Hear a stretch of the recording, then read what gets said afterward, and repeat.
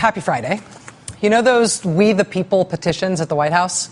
You get 5,000 people to sign an online petition, then the White House says it will respond to the issue that you brought up. They must respond if you get 5,000 signatures. It's an awesome idea, right? It's a heart in the right place kind of stuff. But eventually that meant that the seat of power in the most powerful country on earth, the White House, was coming within 1,000 signatures of having to answer the request to, quote, nationalize the Twinkie industry.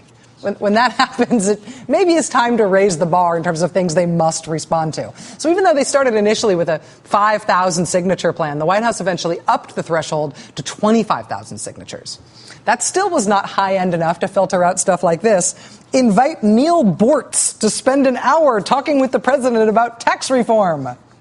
Okay, Google Neil Bortz. Come on, America. The president is busy. So the threshold started at 5,000, then it went to 25,000. That couldn't clear the Bortz hurdle. Now you have to get 100,000 signatures on your petition for the White House to respond to it.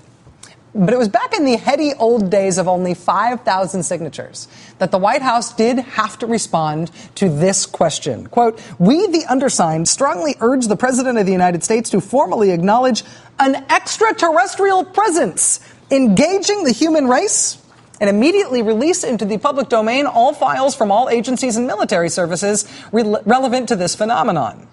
That petition got more than 12,000 signatures, and this was the White House response from the Office of Science and Technology Policy. It's actually very considerate and good. Listen to this.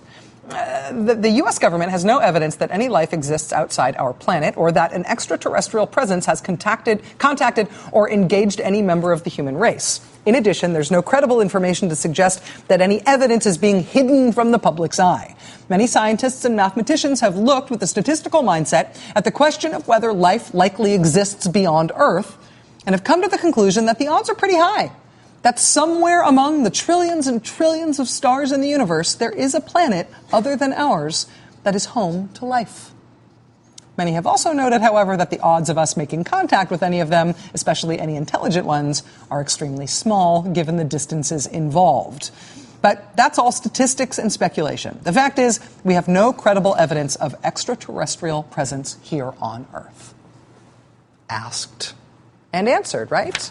No, of course not. Since the White House will not give them the truth that they know is out there, the group behind that petition is now turning to another branch of government to uncover the real evidence. Sort of. They're sort of approaching Congress, but, well, they've decided to hold a fake congressional hearing. A 5-day marathon hearing involving testimony from dozens of witnesses questioned by former members of Congress in a room at the National Press Club that has been configured to resemble a Senate hearing room. There will be press sections and an audience area and witness and committee tables, just like the real thing, except it's fake. They're calling it a citizen hearing on disclosure. And they've created like a movie trailer for it. Look. I think it's time to open the books.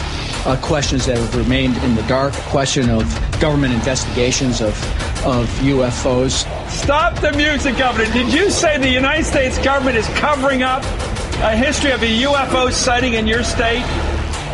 It is now time to put away this embargo of truth about the alien presence. They don't produce documents, Chris. They should just get it all out. We ought to do it because the American people, quite frankly, can handle the truth.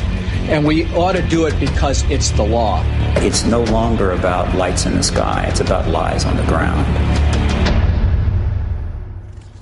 Release the X-Files! Embargo of truth about the alien presence. You're going down.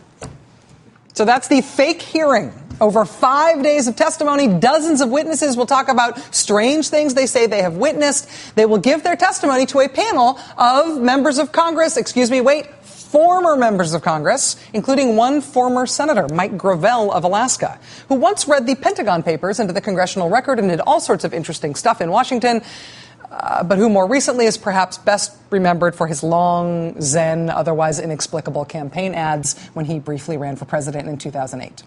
But lest you assume that former Senator Mike Gravel and company are doing this fake hearing thing because they believe in aliens visiting Earth, the organizers of the fake UFOs hearing told Roll Call, quote, "I don't care what the ex-members actually think about extraterrestrial issues." The organizer said he only cares, quote, "that they served in Congress, that they know how it is done, that they are willing to run these hearings like an actual hearing in order to create a rather amazing and, I think, important event." Also, I should note that the fake committee members are going to get paid $20,000 a pop to do it. So there's that. Roll Call on the Washington Post this week reporting that the whole fake hearing adventure is expected to cost over $600,000, including the $20,000 fee paid to each of the former members of Congress who's going to preside over the fake hearing. Nobody knows who the anonymous donor is who's footing the bill, but it is somebody rich enough to put up $600,000 to pay for a fake congressional hearing about UFOs. And it is someone of the mindset that a fake congressional hearing about UFOs is what America needs in order to see the light about UFOs. The eerie, oddly compelling light.